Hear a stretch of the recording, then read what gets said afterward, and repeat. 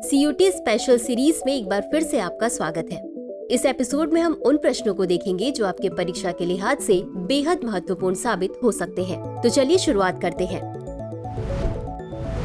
उस जहाज का नाम क्या है जिसने अपना पहला समुद्री परीक्षण शुरू कर दिया है और जल्द ही इसे भारतीय नौसेना में शामिल किया जाएगा?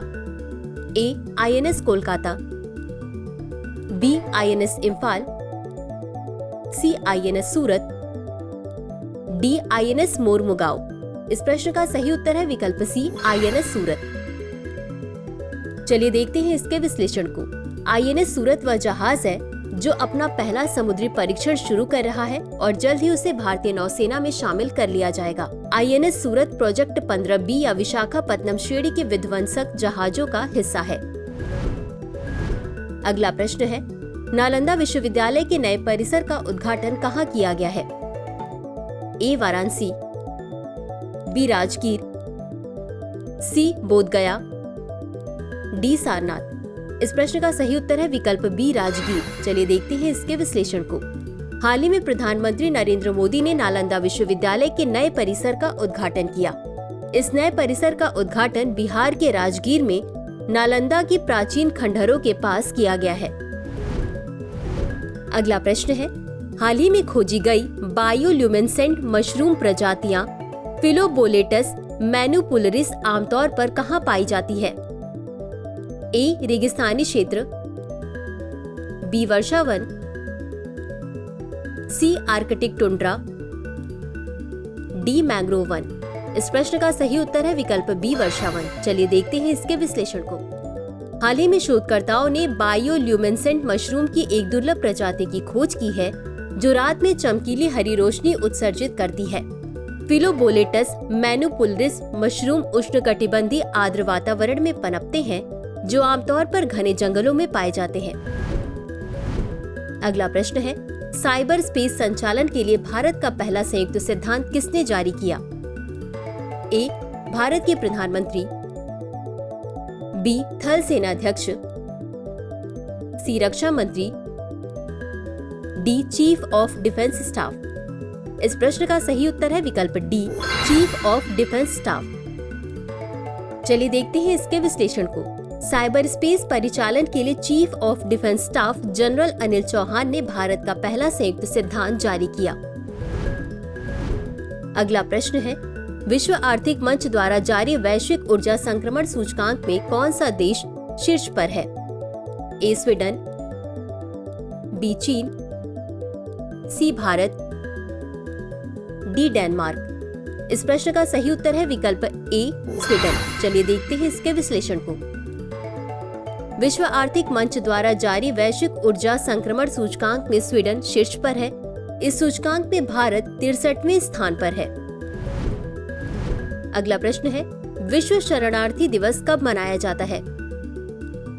ए. 20 जून, बी. 21 जून, सी. 23 जून, डी. 24 जून। इस प्रश्न का सही उत्तर है विकल्प ए, 20 जून। चलिए देखते हैं इसके विश्लेषण को। विश्व शरणार्थी दिवस 20 जून को मनाया जाता है। इसे पहली बार 1970 में संयुक्त राष्ट्र द्वारा परिभाषित शरणार्थी अधिकारों का सम्मान करने के लिए 1951 में स्थापित किया गया था। अगला प्रश्न है, मियावाकी वृक्षारोपण के माध्यम से पारिस्थितिक के लिए NHAI किस पद्धति का उपयोग कर रहा है? ए. अमेरिकी विधि, बी. जापानी विधि, सी. यूरोपीय पद्धति, डी. भारतीय पद्धति। इस प्रश्न का सही उत्तर है विकल्प बी, जापानी विधि। चलिए देखते हैं इसके विश्लेषण को। मियावाकी पद्धति पारिस्थितिक पुनर्स्थापन और वन रोपण विकास के लिए एक अद्वितीय जापानी विधि है।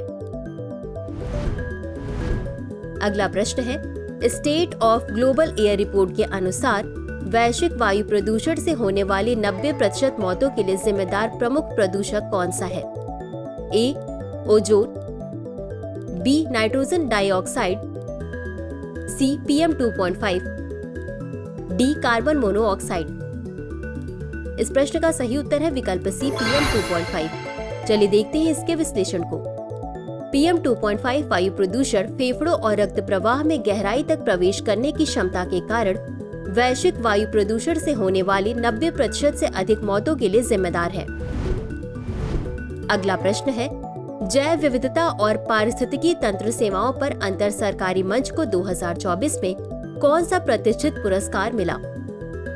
ए नोबेल पुरस्कार, बी ब्लू प्लैनेट पुरस्कार, सी पुलित्जर पुरस्कार, डी गोल्डमैन पर्यावरण पुरस्कार। इस प्रश्न का सही उत्तर है विकल्प बी ब्लू प्लैनेट पुरस्कार। चलिए देखते हैं इसके विश्लेषण को।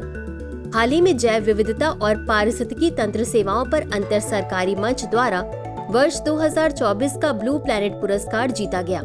इस पुरस्कार के अन्य विजेता यूनिवर्सिटी कॉलेज लंदन के इंस्टीट्यूट फॉर ग्लोबल प्रॉस्पेरिटी के रॉबर्ट कोस्टांजा हैं।